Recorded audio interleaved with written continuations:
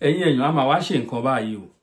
Bá fi àwọn ará ìlú ẹ wo nǹkan tó fojú àwọn ará ìlú rí ní ìlú Ìwòròṣòkì, ẹ wá wo nǹkan tí ọba ń fi ojú àwọn ará ìlú rí. Ṣé ayé ni gbogbo eléyìí? Mo ṣe fọ́nrán ní last time, mi ò rí eléyìí gbé sára ara fídíò yẹn. Ẹ gbọ́rọ̀ lára lẹ́nu arábìnrin yìí, ẹ gbọ́ gudugbẹ ọ̀rọ̀, ẹ gbọ́ kúngbú ọ̀rọ̀. Kí ni gbogbo kàtìkàtì wọ̀nyí? Irú àwọn olórí wo làwọn ilé ìta ní Ọlọ́run? Àwọn olóṣèlú ń ṣe tiwọn, àwọn tó yẹ ká lọ máa sábà bí bàbá. Àṣẹ titi wọn gan ló burú jáì. Tí àwọn bàbá wọ̀nyí burú jáì. Àwọn tá ń pè ní olórí wa, àwọn traditional rulers. Ẹ mọ iye ọba tó ti lọ sẹ́wọ̀n nínú ọdún yìí. Wọ́n ṣe débi kó wọ́n ṣe dé ìlú òyìnbó.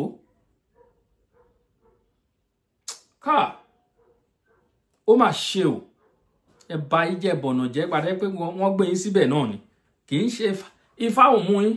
Ọ̀pọ̀lọpọ̀ yín ifá òun mú yín, ọ̀pọ̀lọpọ̀ yín ò wọ̀ pẹ̀bí. Alálẹ̀ á dẹ̀ máa mú yín lẹ́yọ kọ̀ọ̀kan. Ẹ sọ fún mi, ṣé àdúrà ni ó tọ́ fún eléyìí? Irú ọba tó ṣe irú eléyìí, ṣé àdúrà ló tọ́ fún àbí ìdàkejì? Ohun tó bá tọ́ fún, òun náà ni wọ́n máa ṣe fún. Nígbà téèyàn ń sùn nínú ilé tí ò dúró, tí ò lè mú kọ̀ọ̀kan wọn wọlé mọ́ lórí. Ẹ ṣe wá burú tó eléyìí ẹ̀yin ènìyàn wọ̀nyí. Bọ́tí ìjọba náà lọ́wọ́ ń bẹ àbí Sanwó-Olú lòun ò mọ̀ sí. Ẹ jẹ́ ká tiẹ̀ kọ́kọ́ gbọ́ nǹkan tí ìyá wa yìí sọ lóní fẹ́rẹ́ jogi. Ẹ̀yin náà ẹ gbọ́ ọ̀rọ̀. Building approval. I said, okay, what do you expect us to do now? He said we should bring all our documents, we should come and submit our documents, photocopies, which we went there, we went back, we did it. We left all our documents there. We submitted the photocopies. And those even that have a C of O submitted theirs too. Okay, he said we should go. So someone now advised us that we should go to head of LABSCA, Abdul Ghani Oki or something. Bolan Oki. So we now went to his office. He said he's not aware. So he now checked the number on the abatement paper. He called. He said, "Ṣé ìwọ ló lọ lẹ ìwé sí Òjìlẹ́rù?" He said, "Yes." He said, "Ta ló rán ẹ?" He said, "Bàbá màá wá rí yín sà." Borí ò pé ni mo ń bẹ sọ̀rọ̀, mo ní ta ló rán ẹ? It was on speaker. We were hearing everything. Ta ló rán ẹ? Said Kábíyèsí ni. Can you interpret that in English? Yes. When we went, Oki now called the number on the abatement notice. When he called, he now called, "Ṣeye, were you the one that went to place papers on people's properties at Òjìlẹ́rù?" He said, "Yes." He said, "Who sent you?" He said, "Baba, I will come and see you, sir." So, Mr. Oki now said, are you crazy?" I said, "Who sent you?" He now said it was Kábíyèsí that sent him. The king. The king. Who is the Ṣeye? The Ṣeye was the one that led them to place the abatement bill. He was the one that led them. So, Mr. Oki now advised us that we should go and liaise with the Oba, the Kábíyèsí, the king, so that we should ask him what he really wants from us. Maybe he wants us to rebuy the properties from him. Okay, we now went. It took us 3 days before we could see him on getting there. So we now talked to him. We begged him. Now he said he didn't need our money. All he needs from us is to go and make our house standard. That he needs standard houses in this area because we are a central Lagos state. Because the Tomeland Bridge is very close to this place. So he wants beautiful houses. He doesn't want face me, I face you. Okay, we said, okay, we agreed. Then I've almost finished my house. Because of that, I went to Ikorodu to sell my only property there. 10 million naira, which I use to do this. Even I've sent the video to you. I've finished everything, POP, tiles everywhere, just to finish the frontage of my house. So it was on that Friday, on the 6th, Saturday night. No, Friday night. Friday midnight. Stroke Saturday. Around to 1, stroke Saturday to 1 in the midnight. So it was someone that called me. I said, why is this guy calling me at this time of the day? So I now said, what is wrong? He said that, mommy, they've started demolishing though. I wasn't putting on anything. I was just shouting my son's name. Before I came out, they have already at the 4th house there. We were inside in the midnight. I didn't believe it though. I don't know what to do. I was stranded. It was my son that gingered me that, mommy, I come park. We couldn't park anything before we knew it. They just, my son wanted to park the plumbing materials there. They didn't allow us. They pushed me away. It was only the box of my documents that I was able to take out. But what is baffling me is that as a civil servant, even in Loma, if we want to seal a company, even the Bariga, as a revenue officer, if you want to seal lock-up shops, you will still give them 7 days. From 7 days, 3 days abatement notice. 3 days, 24 hours. Even the 24 hours will still take another 3 days. But the last GM said they did all this. That they give abatement notice. They did not give us abatement notice. They came last May, and they only asked us not.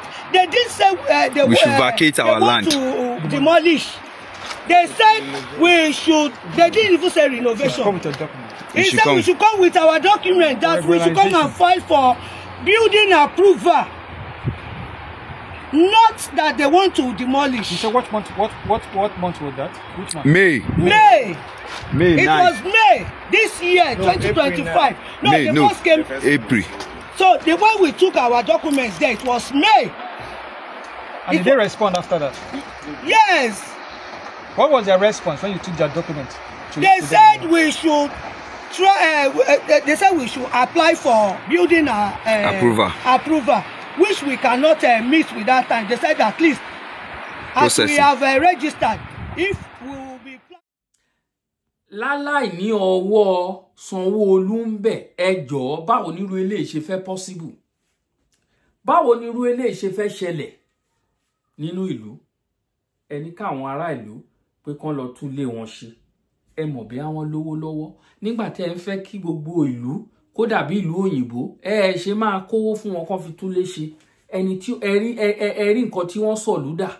Ẹ rí nǹkan tí ìjọba Tinubu sọ̀lú dà.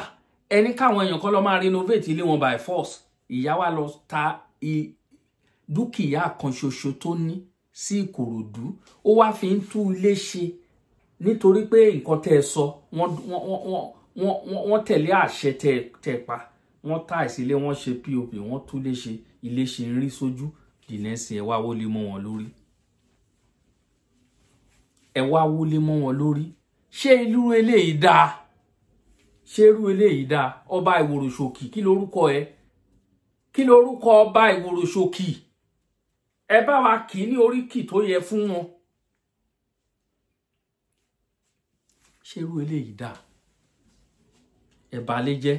Kì í tiẹ̀ wá ń ṣe pé government, kì í ṣe pé government ló ní o wọ́n kọ́lé sí government land, wọ́n kọ́lé sí power line, double lane ní o, òun ló múlé wọn, àṣé ọwọ́ ọba ni. Kò máa sí nǹkan tá a máa ní rí nínú ìlú yìí. Kò máa sí nǹkan tá a tẹ̀ máa ní fojú àwọn ará ìlú rí, ẹ̀yin kíní búkú wọ̀nyí. Odidi ọba ìlú, ọba tó yẹ kán lọ máa sábà kí ìjọba ṣàṣemọ́ṣe sí wọn kán sunkún wá báyìí tó ní ọ̀rọ̀ pé bàbá ọmọ nígbọmọ Ìrùkẹ̀rẹ̀ nígbọmọ Ọ̀rúnmìlà. Ìjà Ìrùkẹ̀rẹ̀ gbọmọ Ọ̀rúnmìlà mọ́. Ẹ̀yin tó yẹ kán wọn máa sá wá bá, kẹ́ pẹ̀tù sí wọn, kẹ́ gba àwọn àlejò sáàfin. Ẹ̀yin lẹ ti ń ba ayé jẹ́ bélé, kí ló dé dé? Kí ló dé dé? Eléyìí burú. Eléyìí burú. Ẹ̀yin bàbá wọn, eléyìí burú, eléyìí ò dáa. Eléyìí ò dáa. Ọba Ìwòròṣòkì ti ba ayé jẹ́ o. Ọba Ìwòròṣòkì wọ́n bà yín jẹ́ o ṣé gbọ́n nǹkan tí ìyá yẹn sọ wọ́n náà pe ẹnìkan lórí fóònù gbogbo ẹ̀ náà lẹ ti gbọ́ kò ní nìka kò sí àtúwí kankan nínú ọ̀rọ̀ tó wà nílẹ̀ ó lágbára o ó lágbára o ẹ̀yin ènìyàn wa mo kí wa kò jù báyìí lọ lóní mọ́ńbé náà ni ṣókí báyìí ní ọbẹ̀ oge ohun tó ṣẹlẹ̀ ní ìlú Ìwòròṣòkè òun lẹ́ ń wò yẹn o ẹ wo bọ́n ṣe wọlé lọ ibo lẹ fẹ́ kí wọ́n lọ máa gbé ní àwọn ìlú ńláńlá kó tó di pé wọ́n bẹ̀rẹ̀ sí ń wọlé ibi tí wọ́n á kó lọ wọ́n á ti kọ́kọ́ lọ pèsè ibẹ̀ sílẹ̀ wọ́n á ti bá wọn fi mọ́tò kó ẹrù wọn lọ síbẹ̀ ni ẹlòmíì gan máa fa apá jọrí wọ́n á fà á kékan rí wọ́n á fi jígà kọrùn wọ́n á ní láyéláyé àwọn ò lọ lẹ́yìn ìgbà tó ti lọ pèsè ibi tí wọ́n á máa gbé táwọn bá fẹ́ tí Nàìjíríà bá fẹ́ wọlé wọ́n á wọlé yín lọ wọ́n á ẹ̀ṣẹ̀ wá ní kẹ́ máa bọ̀ wọ́n fẹ́ san kí ni wọ́n tẹ máa ń pè gan wọ́n fẹ́ san owó gbà má bínú wọ́n á ṣẹ̀ṣẹ̀ máa wá rìnrìn bàtà yín á já rìnrìn orí yín á pa ẹlòmíì gbà bínú á kọ sí wọn lọ á kúkú gbàgbé ẹ̀ síbẹ̀ wọ́n á ti ba nǹkan jẹ́ wọ́n á ẹ̀ṣẹ̀ wọ́n máa ní kẹ́ máa bọ̀ kẹ́ wá gbà má bínú kí ló dé tẹ́ kọ́kọ́ lọ pèsè sílẹ̀ fún wọn kó tó di pé ẹ bẹ̀rẹ̀ sí ń ba dúkìá onídúkìá jẹ́ ilé tẹ̀yàn kọ́ pẹ̀lú bìtìbìtì owó ẹ wo ilé onílé dànù nǹkan tá à ń pariwo lé lórí rèé o ara nǹkan tá a torí ń pariwo tá a fi ń fẹ́ ọ̀fun lójoojúmọ́ rèé tá a torí ń ganu sí tá à ń pariwo lójoojúmọ́ ó ní o ara ẹ̀ rèé o a lè yọrú eléyìí